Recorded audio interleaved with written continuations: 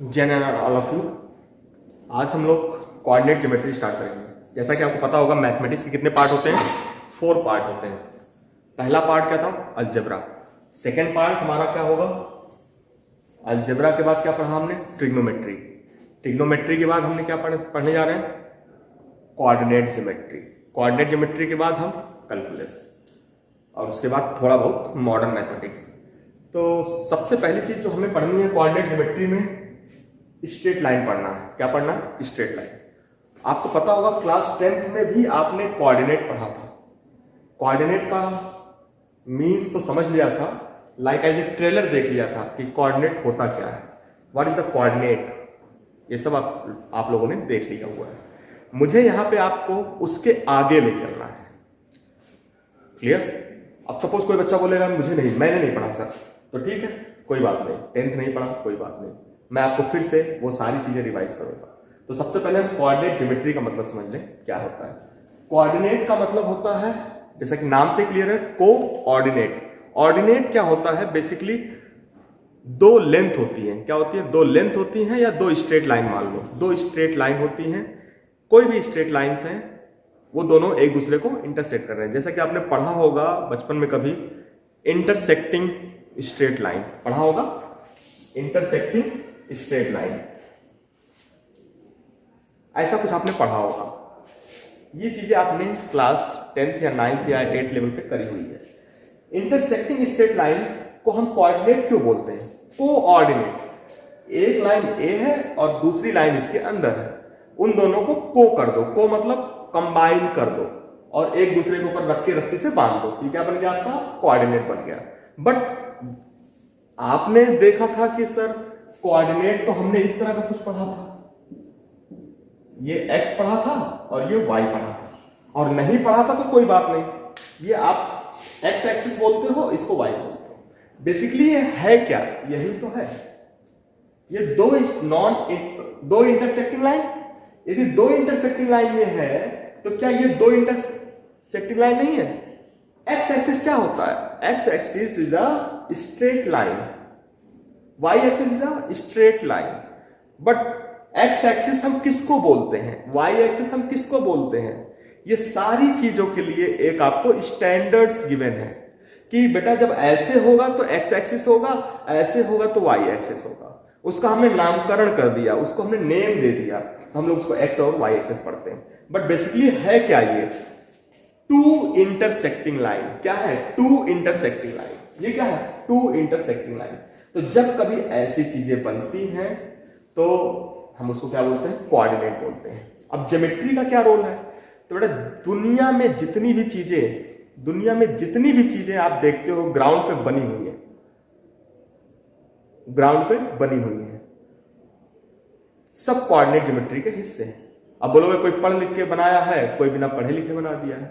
बहुत ऐसे मिस्त्री लोग होंगे जो बिना पढ़े लिखे बना देते हैं, भैया घर बनाना हमें, एक कमरा यहां चाहिए, एक कमरा यहां चाहिए, एक कमरा यहां चाहिए।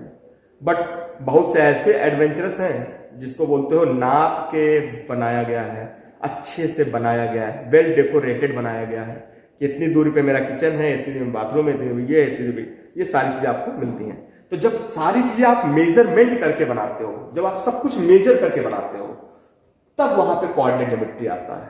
और ऐसे तो बोल दिया एक तो हमारा वहां किचन रहेगा, एक वहां हॉल रहेगा, तो बेटा ये तो कोई भी होता है, उसमें कोई मेजरमेंट नहीं है, कोई पढ़ने की जरूरत नहीं है, बस आपको बनाने आना चाहिए, बहुत ज्यादा एक्सपर्ट जरूरत नहीं है उसमें आपको। बट यदि आप किसी आर्किटेक्ट के पास जाओगे, किसके पास, आर्किटेक्ट के पास जाओगे अपनी डिजाइन, अपने घर की डिजाइन बनवाने, तो आपकी जमीन को कैसे मेजर करेगा, उसका जो फॉर्मूला निकलेगा वो कोऑर्डिनेट ज्योमेट्री से निकलेगा। आर्किटेक्ट ही आपकी जमीन पे प्लान बनाता है, और उसको इन्वॉल्व कौन करता है, एक इंजीनियर करता है। उसको कौन करता है, उसको ग्राउंड लेवल पे दिखाता कौन है, एक इंजीनियर। प्लान किसका था, आर्किटेक्ट का। तो यही चीज आपकी रियल लाइफ में भी होती है। जैसे कि प्लान होता है किसका, मंत्री का होता है, उसको वो कौन करता है, एग्जीक्यूट कौन करता है, ऑफिसर्स लेवल करते हैं। तो मंत्री का पढ़ा लिखा होना जरूरी है या नहीं, यहां पे बहुत ज्यादा मैटर नहीं करता। तो प्लान हमें चाहिए, वो प्लान बनाने वाला कौन है, आर्किटेक्ट। लेकिन यहां पे थोड़ा सा रिवर्स है, आर्किटेक्ट ज्यादा पढ़ता है इन कंपैरिजन ऑफ इंजीनियर। क्योंकि उसकी 5 साल की डिग्री होती है, इसकी 4 साल की होती है। तो बिल्कुल ध्यान रखो। तो जो जितनी भी चीजें होती हैं ग्राउंड लेवल प्लानिंग का सारा काम आर्किटेक्ट करता है। आर्किटेक्ट किस बेस पे काम करता है? कोऑर्डिनेट ज्योमेट्री के बेस पे ही काम करता है। अब बोलोगे सर इन दोनों में क्या डिफरेंस था, एक्स एक्सिस वाई एक्सिस? ये भी इंटरसेक्टिंग लाइन है, ये भी इंटरसेक्टिंग लाइन है। इन दोनों में सिर्फ एक डिफरेंस है, ये 2 परपेंडिकुलर लाइंस हैं। ये कैसी हैं? 2 perpendicular intersecting line, 2 perpendicular intersecting line. ये है 2 परपेंडिकुलर इंटरसेक्टिंग लाइंस। ये क्या है? Only straight line, only 2 intersecting line, only 2 intersecting line. आप बोलोगे सर इसे ही हम एक्स एक्सिस क्यों बोलते हैं? इसे इसलिए बोलते हैं कि ये हमारा स्टैंडर्ड है। किसी बंदे ने इसको बनाया, पहले उसने मेजर किया, उसने आपको बताया कि ऐसे ऐसे करोगे तो आपको चलेगा आगे, तो उसको हम लोग एज्यूम करते हैं, उसको हम लेके चलते हैं। इसको क्यों नहीं लेते? क्योंकि ये परपेंडिकुलर नहीं है। तो ये भी कोऑर्डिनेट एक्सेस है, ये भी है, बट हम एज्यूम किसको करेंगे? इसको एज्यूम करेंगे। हम इस पे काम करेंगे, इस पे काम नहीं करेंगे। बट कोई पूछे कि ये एक्सेस है या नहीं है, ये ध्यान रखना है। इसको आप आगे करोगे, कभी हायर लेवल की स्टडी करोगे, आगे चल के पढ़ोगे तो वहां पे आपको मिलेगा रोटेशन इन बिटवीन एक्सेस। इस एक्सेस का कितना रोटेशन कर दे कि ये बन जाए, इस एक्सेस का कितना रोटेशन कर दे कि ये बन जाए। तो ये हमें करना होगा। अब आगे बढ़ते हैं हम लोग। सपोज ये एक्स एक्सिस है और ये वाई एक्सिस है। क्यों हमने ऐसा किया? जब कभी भी सपोज ये पूरा बोर्ड आपको दिख रहा है, ये बोर्ड पूरा आपको दिख रहा है, इस बोर्ड को यदि मैं बोलूं आप इसको कोई डिजाइन बनाओ, तो क्या करेगा सबसे पहले बंदा? इसको 4 इक्वल पार्ट में डिवाइड करेगा। कितने पार्ट में? 4 इक्वल पार्ट में। यही काम आर्किटेक्ट करता है। 4 इक्वल पार्ट कैसे बनेगा? 2 परपेंडिकुलर लाइन ड्रॉ कर दो भाई, मिड में ड्रॉ करोगे तो बनेगा। तो जब 4 इक्वल पार्ट डिवाइड करते हैं, पूरे स्पेस को, जितनी भी जमीन आपके पास है या जितना भी आपके पास स्पेस है, कितने पार्ट में डिवाइड करेंगे? 4 पार्ट में डिवाइड करेंगे। 4 पार्ट में डिवाइड करोगे तो 4 इक्वल क्वाड्रेंट बनेंगे। तो इसको हम लोग क्या बोलते थे? क्वाड्रेंट बोलते थे। क्या बोलते थे? फर्स्ट क्वाड्रेंट बोलते थे ना। 4 इक्वल पार्ट थे तो फर्स्ट क्वाड्रेंट बोल दिया उसको, और दूसरे वालों को क्या बोल दिया? सेकंड क्वाड्रेंट बोल दिया। तीसरे वाले को क्या बोल दिया? थर्ड क्वाड्रेंट बोल दिया। और चौथे वाले को क्या बोल दिया? फोर्थ क्वाड्रेंट बोल दिया। ये 4 आपको क्वाड्रेंट मिलते हैं और आपको बताया जाता है यहाँ पे एक्स एक्सिस पॉजिटिव होगा, यहाँ पे वाई एक्सिस पॉजिटिव होगा, यहाँ पे ये निगेटिव होगा, वहां पे निगेटिव होगा। कुछ नहीं हमें ध्यान रखना है। हमें ये ध्यान रखना है कि ये जो पॉइंट है क्या है? ओरिजिन। जैसा कि आपने पढ़ा भी होगा कि आपको बताया गया होगा ये ओरिजिन क्यों है, 0,0 क्यों है। इसी को हम बोलते हैं 0,0, इसी को हम बोलते हैं ओरिजिन, इसी को हम बोलते हैं रेफरेंस पॉइंट। क्या बोलते हैं? ओरिजिन बोलते हैं, रेफरेंस पॉइंट बोलते हैं, ये सारी चीजें बोलते हैं। 0,0 क्यों है? क्योंकि यहीं से स्टार्ट होगा, जितना भी मेजरमेंट स्टार्ट होगा इस ओरिजिन O से ही स्टार्ट होगा। अब कैसे पॉजिटिव होता है, कैसे निगेटिव होता है, उसको ध्यान से देखो। O से स्टार्ट होगा, O के राइट को हमेशा हम पॉजिटिव लिखते हैं, और अप को हमेशा क्या लिखते हैं? अप को हमेशा क्या लिखते हैं? पॉजिटिव। यदि हम राइट साइड मूव करेंगे, किसके? ओरिजिन के। यदि ओरिजिन के राइट साइड मूव करेंगे तो पॉजिटिव होगा, ऊपर मूव करेंगे पॉजिटिव होगा, लेफ्ट मूव करेंगे निगेटिव होगा, डाउन मूव करेंगे तो निगेटिव होगा। बस इतना ध्यान रखो यार। कैसे भी कैसे हम O पे आ गए, O के राइट जा रहे हैं, O के राइट जा रहे हैं तो हम पॉजिटिव लिखेंगे, इधर जाएंगे लेफ्ट तो क्या हो जाएगा? आपको ये मत बोल देना कि मेरा राइट ये था, मेरा राइट ये, तेरा राइट ये, ऐसा कुछ नहीं है बेटा। यहीं पे ध्यान देखो, ऊपर की तरफ आप खड़े हो मुंह करके, ऊपर जाओगे पॉजिटिव और राइट जाओगे तो पॉजिटिव, उसके बाद सब कुछ निगेटिव। तो लेफ्ट जाओगे निगेटिव और डाउन आओगे निगेटिव। तो ये सारी चीजें आपको समझ में आनी चाहिए। तो चलो हम लोग चलते हैं, आगे बढ़ते हैं, यहीं से स्टार्ट करते हैं कोऑर्डिनेट ज्योमेट्री, कोऑर्डिनेट एक्सेस से। तो सबसे पहले आपने अभी क्या देखा? आपको जो क्लास 10th में पढ़ा था, मैं रिवाइज कर रहा हूं, जस्ट रिवाइज कर लो एक बार, उसके बाद फिर हम चलते हैं। तो सबसे पहला आपने क्या बोला था? इसको एक्स एक्सिस बोला था, इसको वाई एक्सिस बोला था। तो हम क्या बोल रहे हैं? ये 2 परपेंडिकुलर लाइंस हैं, दोनों एक दूसरे को इंटरसेक्ट कर रहे हैं। This is a X axis, this is a Y axis, and this is the origin point. Origin means 0,0, clear? This is O means this is O means this is a reference point. अब हम इसके up जाएंगे तो positive, right जाएंगे तो positive. तो ध्यान दो, अब सपोज मुझे ए पॉइंट पे आना है, ए पॉइंट पे आना है, ओ से ए पॉइंट पे जाना है। अब ये मत बोलना सर हम ऐसे क्रॉस चले जाएंगे, ऐसे कुछ नहीं होता भाई। बाउंड्री होगी, जब आपकी जमीन पे बाउंड्री कैसे होगी? चारों तरफ से होगी, उस पे वाल और बने होंगे या मेड़ और बनी होगी, तो आप मेड़ के हिसाब से जाओगे ना कि कूद जाओगे सीधे, ऐसे नहीं होगा। तो आपको यहां पे जाना है तो सबसे पहले किधर जाओगे? राइट जाओगे। राइट गए तो क्या होगा? पॉजिटिव। फिर ऊपर जाओगे पॉजिटिव। तो ये पॉजिटिव, ये पॉजिटिव, इसीलिए बोलते हैं फर्स्ट क्वाड्रेंट में क्या होता है? एक्स भी पॉजिटिव होता है और वाई भी पॉजिटिव होता है, और कोई दूसरा रीजन नहीं है। मूवमेंट मूवमेंट मूवमेंट, हम राइट जाके ऊपर जाएंगे, दिस इज पॉजिटिव पॉजिटिव। इसी तरह से बी पॉइंट, अब बी पे जाने के लिए क्या करना पड़ेगा? सबसे पहले होगा सर लेफ्ट जाएंगे, पहले लेफ्ट जाएंगे, फिर लेफ्ट से ऊपर जाएंगे। तो लेफ्ट गए तो क्या हुआ? निगेटिव। ऊपर गए तो पॉजिटिव। निगेटिव कहां है? एक्स पे। पॉजिटिव कहां है? वाई पे। तो निगेटिव है पॉजिटिव। आपको बताया गया होगा यहां पे एक्स और वाई दोनों पॉजिटिव होंगे, यहां पे एक्स निगेटिव होगा, वाई पॉजिटिव होगा। अब सी पे आ जाओ बेटा, सी पे आ जाओ, ये आपने किया था, सी पे आ जाओ। सी पे क्या करोगे आप? सी पे बोलोगे सर लेफ्ट जाएंगे और डाउन जाएंगे। तो लेफ्ट गए एक्स निगेटिव, डाउन गए तो वाई निगेटिव। तो सी पे क्या हो जाएगा? Negative comma negative.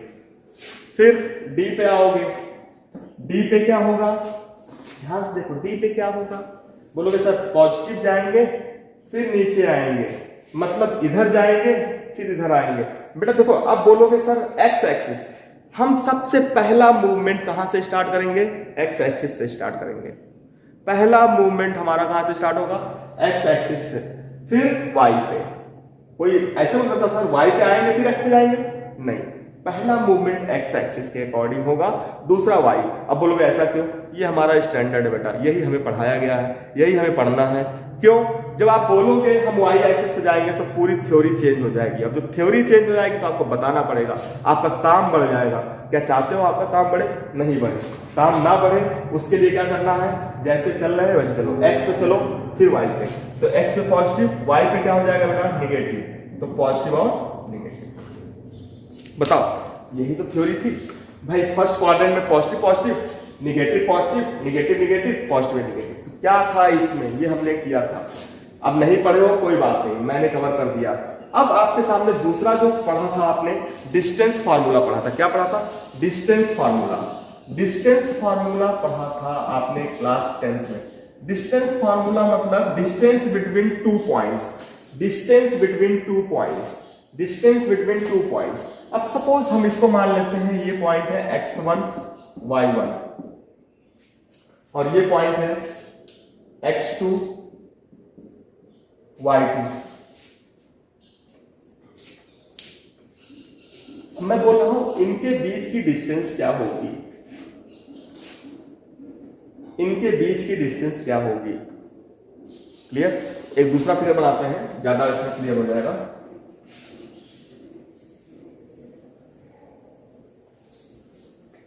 ध्यान दो, 2 पॉइंट्स हैं ए और बी। ये पॉइंट है x1 y1, ये है x2 y2। इन दोनों के बीच की डिस्टेंस निकालनी है और इसी को आप लोग बोलते थे सर शॉर्टेस्ट डिस्टेंस होती है। बेटा shortest distance in the case आपको समझ आएगा, शॉर्टेस्ट डिस्टेंस तो है बट कैसे है कोई प्रूफ नहीं कर पाता। शॉर्टेस्ट भाई 2 पॉइंट के बीच की डिस्टेंस, तो 2 पॉइंट की हम वो डिस्टेंस निकालते हैं जो शॉर्टेस्ट होती है। क्यों? सीधे सीधे जाओगे तो शॉर्टेस्ट होगी, ऐसे घूम घुमा के जाओगे तो क्या हो जाएगा भाई? मैं ऐसे सीधे सीधे गया तो शॉर्टेस्ट हो गया, यदि मैं ऐसे ऐसे घूम घुमा के जाऊं, ऐसे ऐसे घूम घुमा के जाऊं तो ये क्या हो जाएगा? लॉन्गेस्ट हो जाएगा। तो शॉर्टेस्ट डिस्टेंस ही डिस्टेंस फार्मूला देता है आपको। क्या देता है? शॉर्टेस्ट डिस्टेंस ही देता है। शॉर्टेस्ट डिस्टेंस मतलब this is the length of segment, this is the length of line segment, ये भी बोल सकते हो। तो 2 पॉइंट के बीच का शॉर्टेस्ट डिस्टेंस किससे निकालते हो आप? By the use of distance formula. ये आपने 10th में किया था। यदि आप देखो ध्यान से, यदि आप ध्यान से देखो तो ए और बी के बीच का डिस्टेंस कैसे निकालोगे? सीधा सा क्लियर हिसाब किताब है, मैं आपको करके दिखा दे रहा हूँ। यहां से परपेंडिकुलर ड्रॉप करो तो ये पॉइंट कितना हो जाएगा, x2 हो जाएगा। भाई ये x2, y2 है ना, तो x एक्सिस पे कितना जाओगे, x2, y पे कितना जाओगे, y2। समझ में आया? इसी तरह से यहां से परपेंडिकुलर ड्रॉप कर दो तो ये पूरा कितना हो जाएगा, x1, और ये कितना हो जाएगा पूरा, y1। हमें ये डिस्टेंस निकालनी है, और ये डिस्टेंस तभी निकाल पाओगे जब आप पाइथागोरस थ्योरम्स का यूज करोगे। अब पाइथागोरस थ्योरम्स का यूज कैसे होगा, यहां से भी आपको परपेंडिकुलर ड्रॉप करना पड़ेगा। बेटा यदि डेरिवेशन करना है तो कर सकते हो बहुत इजी, जैसे मैं कर रहा हूं। फार्मूला याद करना है तो रट लो, जैसे आपने किया सी। अब ये BC लेंथ कितनी होगी, व्हाट इज द BC, ये आपका x1 है, कैपिटल X1 है, ये x2 है, तो what is the length of this, सबको क्लियर होगा, x1 माइनस x2। इतना तो क्लियर होगा। फिर ये लेंथ कितनी होगी, y1 माइनस y2। ये आपने किया था। अब देखो ये क्या है, एक राइट एंगल ट्राइंगल है, तो what is the AB length कितनी होगी, what is the AB length, what is the AB मतलब मॉडुलस ऑफ AB मतलब distance between A and B। तो क्या करोगे, हाइपोटेनियस क्या होता है, base square plus perpendicular square. तो what is the base, x1 minus x2 का होल स्क्वायर। भाई hypotenuse square is equal to base square plus perpendicular square, तो ये y1 माइनस y2 का होल स्क्वायर। तो what is the modulus of AB, square root of x1 minus x2 का whole square, y1 minus y2 का whole square. तो ये आपने पढ़ा था क्लास 10 में। तो इतना तो आपको क्लियर होगा, ये डिस्टेंस बिटवीन 2 पॉइंट, और ये क्या होती है, शॉर्टेस्ट डिस्टेंस बिटवीन 2 पॉइंट्स होती है। घूम घुमा के नहीं, सीधे सीधे चले जाओ। इसी को बोलते हैं एरियल रूट। भैया एरियल रूट, प्लेन कैसे उड़ती है, ऐसे आती है ऐसे उड़ जाती है, तो जब ऐसे आती है ऐसे उड़ती है तो क्या होगा, दैट्स एरियल रूट। लेकिन वहां पे एक चीज और आ जाती है, जेड आ जाता है, यहां पे जेड। तो जेड आपको मिलेगा, आगे मिलेगा जब आप 3D पढ़ोगे। अभी क्या है यही समझो, clear, aerial root and hypotenuse, ये आप समझ सकते हैं आप। तो डिस्टेंस बिटवीन 2 पॉइंट्स आपको क्लियर हो गया होगा, ये हम लोग क्लास 10th में कर चुके हैं। तीसरा पॉइंट हम लोगों ने किया था क्लास 10th में, सेंट्रॉइड ऑफ अ ट्राइंगल।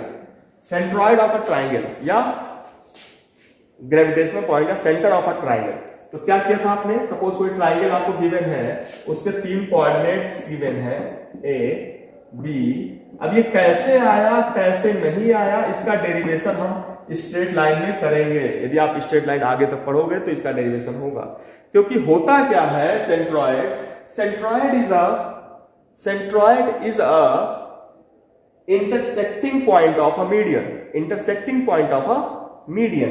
तो मीडियन का इंटरसेक्टिंग पॉइंट होता है, लेकिन मैं आपको डायरेक्ट लिख के दे रहा हूं, what is the coordinate of C मतलब सेंट्रॉइड, तो x1 plus x2 plus x3/3 y1 plus y2 plus y3/3।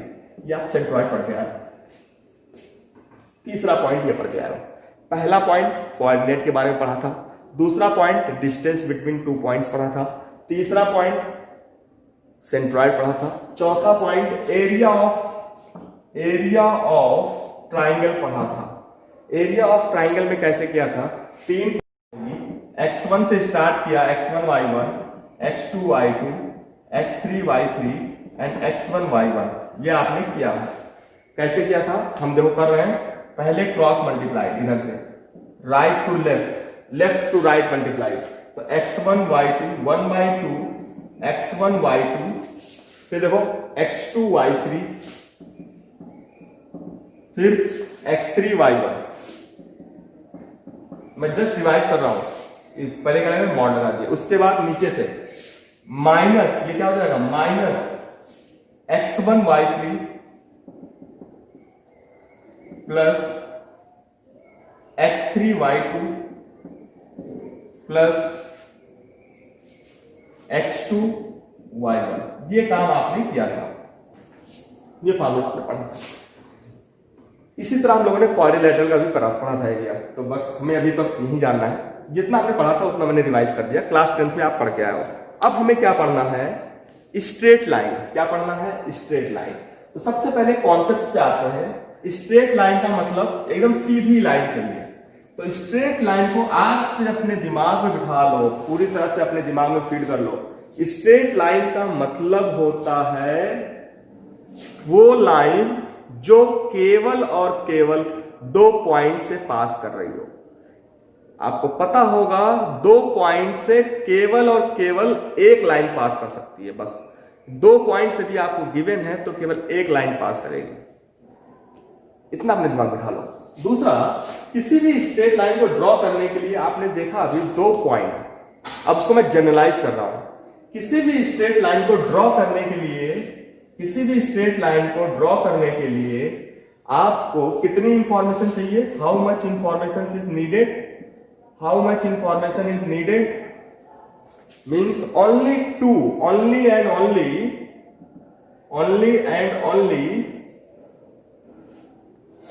two informations needed।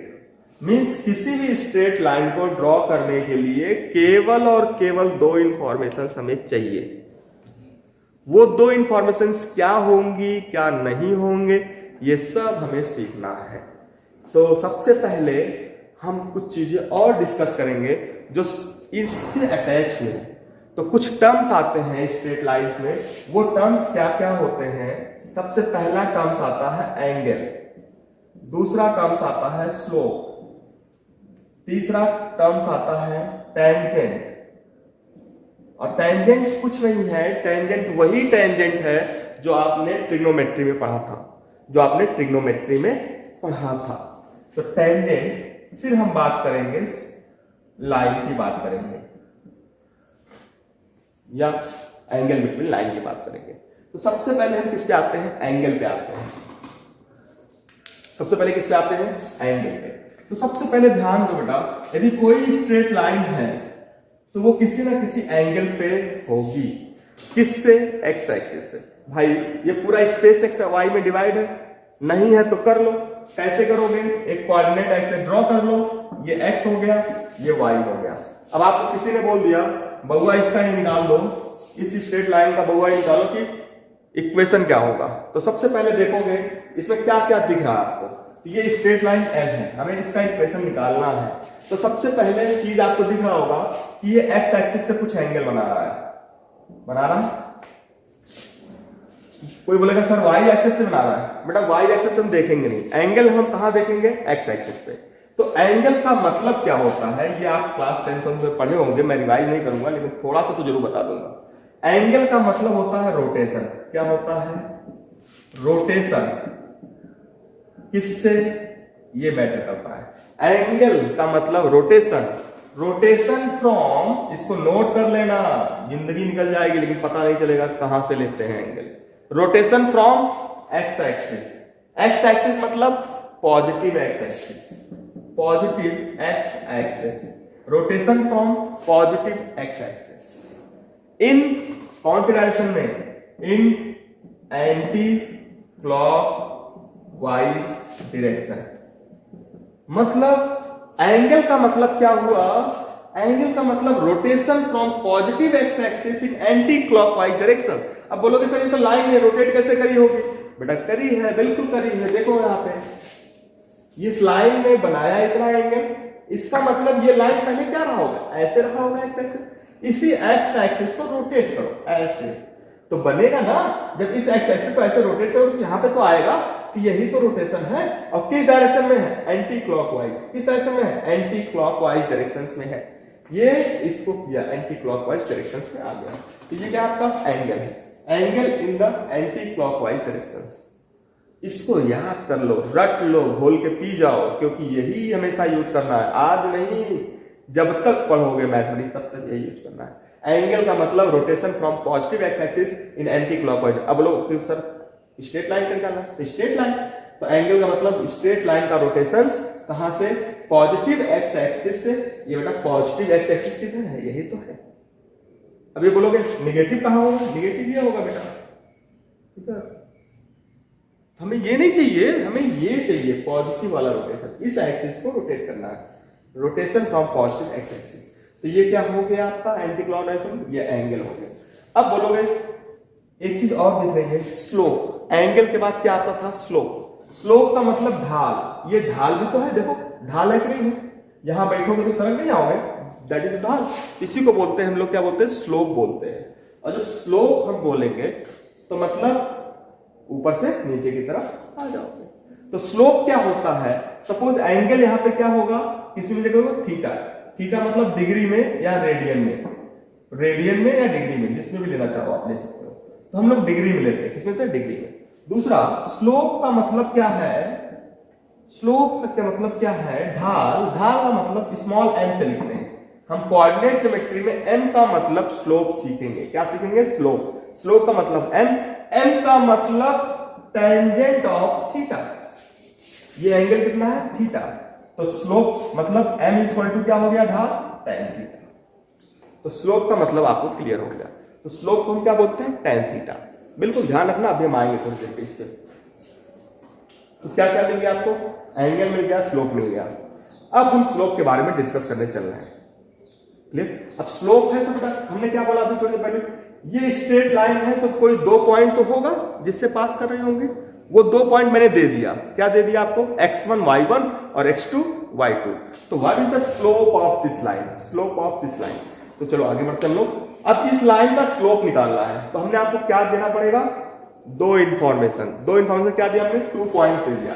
इस लाइन पे हमने 2 पॉइंट ले लिया। भाई लेने में क्या प्रॉब्लम है? 2 पॉइंट ले लो, x1 y1। दूसरा क्या ले लिया हमने? x2 y2।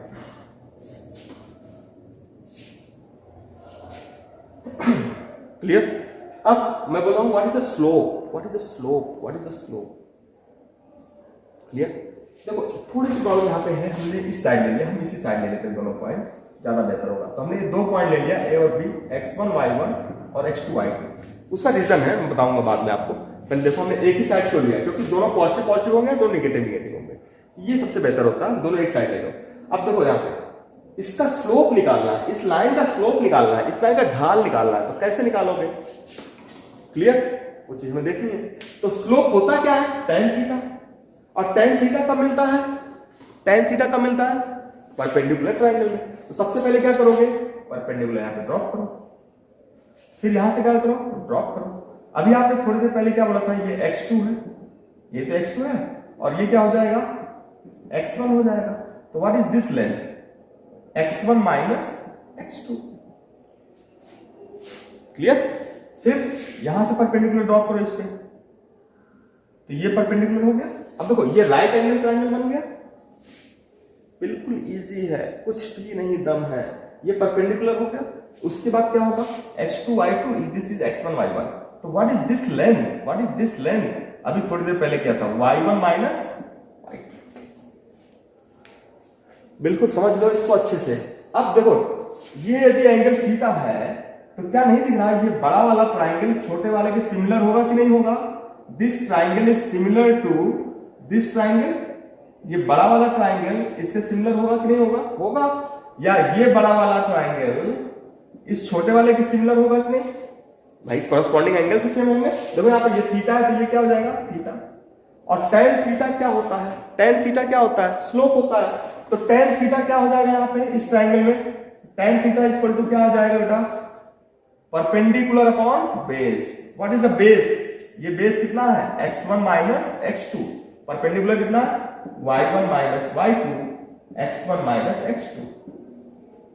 तो tan थीटा स्लोप मिल गया आपको। किसी भी स्ट्रेट लाइन का स्लोप कैसे निकालोगे? कुछ नहीं करना है बेटा, स्लोप निकालने का सीधा फंडा है। 2 पॉइंट यदि गिवन है तो y1 minus y2 upon x1 minus x2। अब कुछ लोग बोलेंगे सर किताबिया में तो हमारे ई लिखा रहा है गुरुजी, m is equal to tan theta is equal to y2 minus y1 x2 minus x1 लिखा था हमारी किताबिया में, तो ई लिखा रहा। जब आपके किताबिया में ई लिखा रहा तो एम ए लिखने में क्या प्रॉब्लम है? कौन समस्या है क्या इसमें? इसमें कोई प्रॉब्लम नहीं है भाई। माइनस कॉमन ले लो, यहां से माइनस कॉमन ले लो, यहां से माइनस कॉमन ले लो, माइनस माइनस कैंसिल आउट, कहानी खत्म। ये क्या आगे रुक जाओगे तो बेटा माइनस प्लस का तो आप खुद देख सकते हो। तो हमें लगता है स्लोप के बारे में आपको नॉलेज मिल गई। अब हमारा स्लोप कंप्लीट हो गया बेटा। स्लोप से आगे चलते हैं हम लोग एंगल बिटवीन 2 स्ट्रेट लाइन। इस पे चलते हैं। Angle between two straight line, two intersecting straight line, दो इंटरसेक्टिंग स्ट्रेट लाइन है, उनके बीच का एंगल कितना होगा, उसको कैसे फाइंड आउट करेंगे, तो ये चीज हम देखने चल रहे हैं। तो सबसे पहली चीज हमने क्या देखा, स्लोप देखा। दूसरा क्या देखने चल रहे हैं, angle between two straight line, angle between two straight line. अब देखो स्लोप मिल गया ना, दो स्ट्रेट लाइन है तो कितने स्लोप्स होंगे, दो स्ट्रेट लाइन है तो कितने स्लोप होंगे, टू स्लोप भी होंगे। दो स्ट्रेट लाइन है तो कितने स्लोप होंगे, एक स्लोप होगा m1 और दूसरा स्लोप हो गया m2। तो अब देखो बेटा, दो स्ट्रेट लाइन है ना, तो कुछ ऐसे लाइन कट करेगी, सपोज ये L1 है और ये क्या है L2। अब हमें क्या निकालना है, इन दोनों के बीच का एंगल निकालना है। तो इन दोनों के बीच दो एंगल बन रहा है, एक ये एंगल बन रहा है, ये एक एंगल बन रहा है, एक ये एंगल बन रहा है, ये एंगल बन रहा है। और आपने पढ़ा है वर्टिकली अपोजिट एंगल इक्वल होते हैं, तो ये एंगल इसके इक्वल होगा, ये एंगल इसके इक्वल होगा, ये आपने पढ़ा है। इतना तो क्लियर है सबको। तो हमें ये एंगल निकालना है, कैसे निकालेंगे हम, हमें ये काम नहीं है। तो बोलोगे सर यहाँ पे एक्स एक्सिस वाई एक्सिस बनाना होगा, बेटा कुछ मत किया करो, एक्स और वाई एक्सिस फटाफट बना लिया करो, ऐसे बना लिया करो। देखो एंगल तो अपने आप आ जाएगा। अब L1 का स्लोप कितना है, L1 का स्लोप कितना है m1, और L2 का स्लोप कितना है m2। m1 का मतलब क्या होगा, tan θ1। क्या होगा, m1 इक्वल टू स्लोप है ना, और स्लोप को कैसे लिखते थे भैया, tan θ1। m2 को क्या लिखते थे, tan θ2। तो दो स्लोप मिल गया। अब मैं बोलूं इसका एंगल कितना है, θ1। वो एंगल कहां से, एंगल पॉजिटिव एक्स एक्सिस से। कहां से एंगल, पॉजिटिव एक्स एक्सिस से, in the anti clockwise direction. तो पॉजिटिव ये कितना है बेटा, θ1। समझो इसको ध्यान से, समझ में आ जाएगा। दूसरा m2 का एंगल कहां से, पॉजिटिव एक्स एक्सिस से। तो पॉजिटिव एक्स एक्सिस ये है, L2 ये है, तो ये angle what is this, this is θ2। तो दिस इज θ1, दिस इज θ2। हमें कौन सा एंगल निकालना है, ये वाला एंगल। पहले ये वाला एंगल निकालते हैं। तो बेटा ये θ2 है, तो ये कितना होगा, स्ट्रेट लाइन पे एंगल कितना होता है 180 माइनस θ1। बिल्कुल अपने दिमाग में एक एक चीज क्लियर करो। अब देखो इस ट्राइंगल की बात कर लो, OAB में, इन ट्राइंगल OAB में, इन ट्राइंगल OAB में what is this angle, what is this angle, OAB में व्हाट इज दिस। तो sum of three angle, suppose assume कर लो दिस एंगल इज x, तो what is this sum of three angle, sum of three angles, what is the sum of three angle 180 degree. Means add करो θ2 plus x plus 180 minus θ1 is equal to 180 degree. ये हो गया आपका। अब क्या होगा, x की वैल्यू चाहिए 180 cancel out, what is the x, θ1 minus θ2। ये सबको समझ में आया। अब हमें ये चाहिए था ना angle between two straight line ना। अब हमें क्या पता है बेटा, स्लोप पता है, m1 पता है, m2 पता है, θ1 नहीं पता है। तो क्या करोगे, tan ले लो। क्या करोगे, operating tan both side, operating tan both side, operating tan both side. तो tan x is equal to, यहां से आ रहा हूं मैं, यहां पे देखो, यहां पे tan x is equal to tan θ1 minus θ2 हो गया। अब आप जानते हो tan a माइनस बी का फार्मूला, ट्रिग्नोमेट्री पढ़ा है, tan a माइनस बी का formula tan θ1 minus tan θ2 upon 1 plus tan θ1 into tan θ2। वाह क्या मिल गया, ये देखो m1 इक्वल टू क्या था tan θ1, m2 इक्वल टू क्या था tan θ2। पुट कर दे तो what is the tan x, इसको x ज्यादा अच्छा लग रहा है क्या, चलो ठीक है x मान ही लेते, x लिखते। तो m1 minus m2 upon 1 plus m1 m2। हमने मॉड लगा दिया। मॉड क्यों लगाया, मॉड लगाने का रीजन है, ये एंगल यदि ऑब्ट्यूस है तो ये क्या होगा, एक्यूट होगा, और tan ऑब्ट्यूस पे क्या होता है, निगेटिव होता है, पॉजिटिव होता है। मॉड का मतलब पॉजिटिव निगेटिव दोनों। तो आपको समझ में आया angle between two straight line कैसे निकालोगे। सबसे पहले tan x निकालोगे। tan x कैसे निकलेगा, या tan थीटा कैसे निकलेगा। आपको दो लाइन दिया हुआ है, m1 और m2 दिया हुआ है, क्या करोगे, इस फार्मूले का यूज कर लेना। अब डेरिवेशन मैं नहीं करवा रहा हूं, मैं करवा चुका डेरिवेशन। लेक्चर को अच्छे से देखो, बार बार समझो, डेरिवेशंस नहीं मिलेगा, इसको ध्यान से देखो, इस फार्मूले का यूज करेंगे। तो angle between two straight line, suppose इसको हम थीटा मान लेते हैं, क्या मान लेते हैं, थीटा। तो tan थीटा इक्वल टू कैसे निकालोगे, m1 minus m2, m1 minus m2, m1 minus m2, tan theta equal to m1 minus m2 upon 1 plus m1 m2। ये आपका हो गया angle between two straight line. अब बोलोगे सर एंगल कहाँ है, तो स्लोप है, स्लोप है तो थीटा है ना, वैल्यू दिया होगा ना, इनवर्स कर लेना, वो मिल जाएगा आपको, तो कोई इससे प्रॉब्लम नहीं होगी। तो हमें लगता है आपको 3 चीजें क्लियर हुई।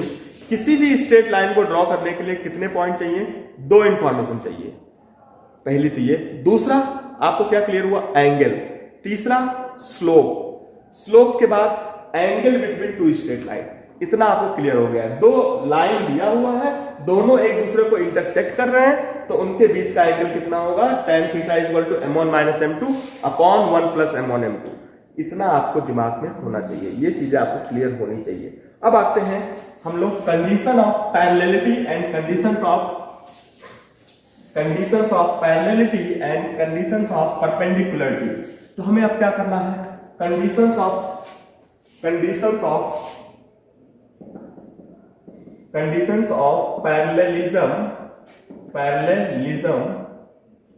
And perpendicularity. तो हमें कंडीशंस बतानी है कि कोई भी 2 लाइन यदि परपेंडिकुलर हैं एक दूसरे के तो क्या कंडीशंस होगा, और इंटरसेक्ट कर रहे हैं तो क्या होगा। सपोज अभी हमने थोड़ी देर पहले किया, सपोज ये L1 है और ये L2 है, इसका स्लोप m1 है, इसका स्लोप m2 है, तो what is the angle between these 2 line, theta. तो tan theta is equal to क्या था, m1 minus m2 1 plus m1 m2। Clear, plus minus mod क्यों लगाया, क्योंकि प्लस माइनस दोनों आएगा, एक बार पॉजिटिव भी आएगा, एक बार निगेटिव भी आएगा, नहीं आएगा तो कोई बात नहीं, अच्छी बात है। तो ये हो गया आपका। अब मैंने बोला ये दोनों लाइन पैरेलल कब होंगे, ये दोनों लाइन पैरेलल कब होंगे, तो बोलोगे सर ये दोनों लाइन पैरेलल कब होंगे, जब थीटा 0 हो जाए, इसको रोटेट करके यूं कर दो, इसी लाइन पे ले आओ, तो जब इस लाइन पे लाओगे तो थीटा का मतलब 0 ना, इनके बीच का एंगल क्या होना चाहिए, 0 हो जाना चाहिए। अब इनके बीच का एंगल यदि 0 हो गया, if condition of parallelism, if theta is equal to 0 degree, then lines are parallel। ये तो पहली कंडीशन हो गई, यदि दो लाइन यदि पैरेलल है तो उनके बीच का एंगल 0 होगा, यूं होगी लाइन, ऐसे होगी। तो यदि 2 लाइन परपेंडिकुलर है तो ऐसे कट करेंगे, बिल्कुल ऐसे, तो मींस ये 90 डिग्री, जैसे कि आप दिख रहा है। तो if theta is equal to 90 degree, then lines are perpendicular,